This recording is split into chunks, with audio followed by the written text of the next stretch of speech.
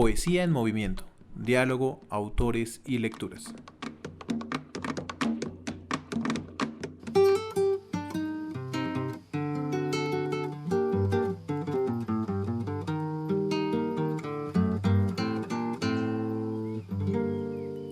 ¿Qué tal su café? ¿Cómo estuvo su agua y panela? Bienvenidos a este capítulo de Poesía en movimiento. Hoy los acompaña Pedro Pulido y Paula Delgado del área de formación de Fundalectura. Estaremos hablando de un poemario muy interesante llamado La Mata, de la escritora Eliana Hernández, ilustrado por Marisabel Rueda. Un libro editado por Cardumen Libros y Laguna Libros. Fue ganador de la beca de publicación de autores colombianos del Ministerio de Cultura.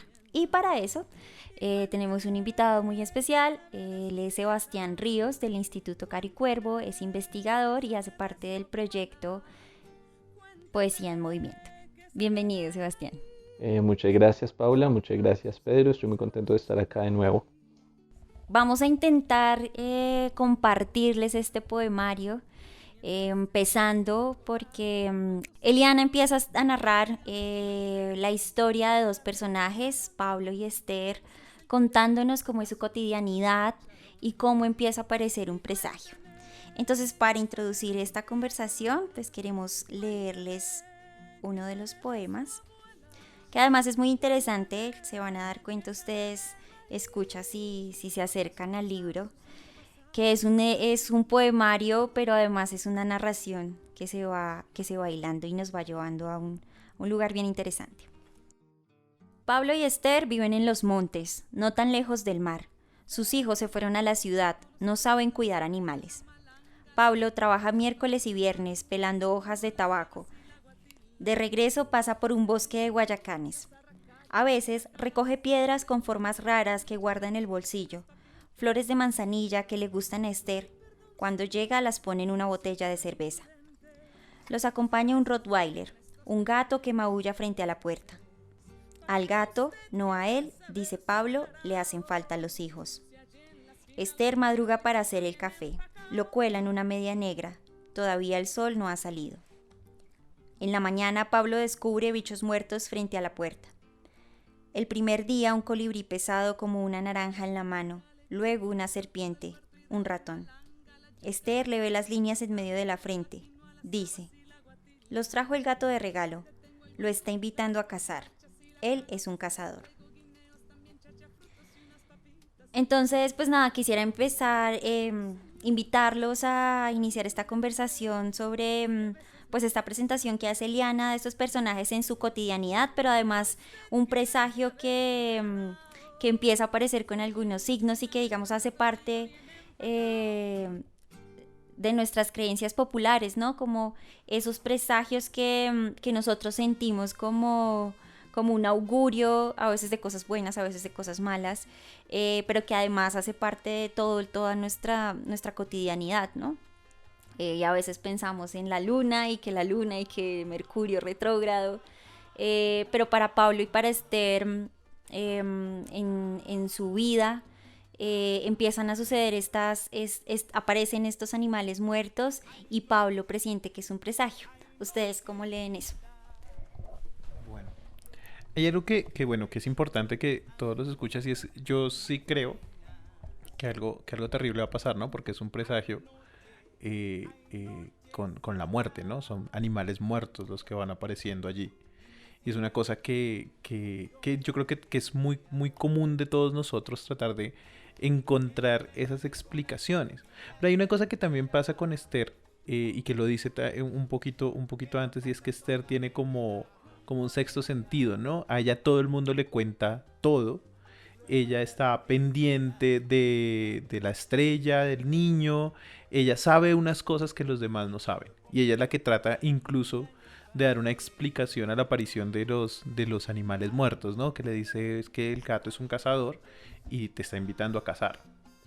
Pablo presiente que es una cosa mucho más negativa, o que es algo peor lo que va a suceder. Y lo que me hace pensar un poco esta idea de cómo están los augurios o las supersticiones allí presentes, es que es parte de eso que somos como habitantes de este territorio en particular, este territorio colombiano, en el que todo el tiempo estamos pensando en eso de lo sobrenatural. Es decir, yo creo que no hay una casa en donde no haya un agüero. En mi casa por ejemplo, no pasan la sal de mano en mano porque si no la gente se pelea. Bueno, hay un agüero muy, muy curioso en mi casa, y es que dicen que coger la pepa del aguacate te hace maniflojo. Yo no creo racionalmente en eso, pero me da pánico coger la pepa del aguacate. Y es una cosa que está ahí metida como en la vida cotidiana de todos nosotros, y que de una u otra forma nos va construyendo a nosotros identitariamente, creería yo. Eso es muy interesante porque yo siento que Eliana Hernández logra muy bien tejer esa visión de la cultura popular agorera con la cotidianidad de estos personajes, ¿no? Es decir, eh, esta idea de que, por ejemplo, Esther tiene un segundo sentido y le interesa saber, por ejemplo, la hora de nacimiento de los niños para saber cuál es su estrella y para protegerlos del mal de ojo, está al mismo nivel que la manera que tiene de hacer café, ¿no? Entonces es una cosa muy bonita ver cómo en la caracterización de los personajes Eliana Hernández logra mostrar la manera en la cual está imbricada la cultura popular con lo sobrenatural, ¿no? Entonces uno se imagina, o podría imaginarse fácilmente, a Esther y a Pablo comprando el almanaque Bristol todos los años, y eso es una cosa pues como muy bonita de cómo abre este poemario. Es precisamente lo que nos empieza a acercar a estos personajes, ¿no? Y es que nos sentimos con personajes que son como todos nosotros. Como decíamos ahorita, yo sí creo que estos rasgos de cómo se hace el café, de cómo el gato extraña a los niños, del perro que me acompaña, son parte que puede ser de la vida de cualquiera de nosotros. Y siento yo que cuando veamos un poco más adelante lo que desata el presagio, es lo que nos va a permitir como sentirnos realmente cercanos de la situación que viven estos personajes.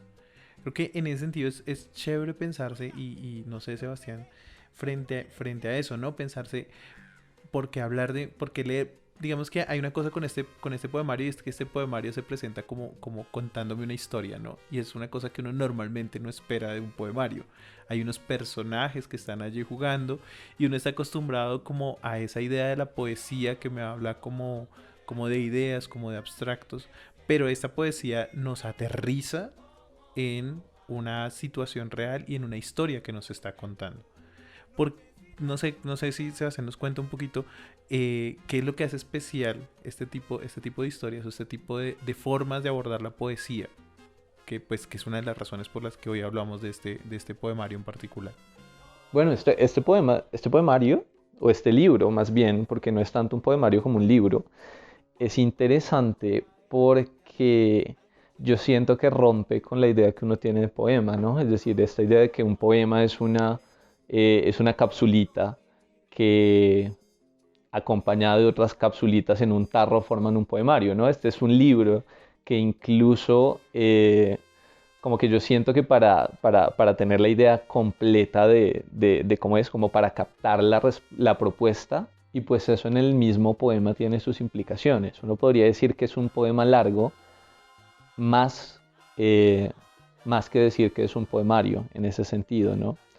Entonces, pues vinculado con eso, y ya como respondiendo más directamente a la pregunta, es interesante que se construya a partir de una narrativa, porque de alguna forma eso le da estructura a la propuesta, ¿sí?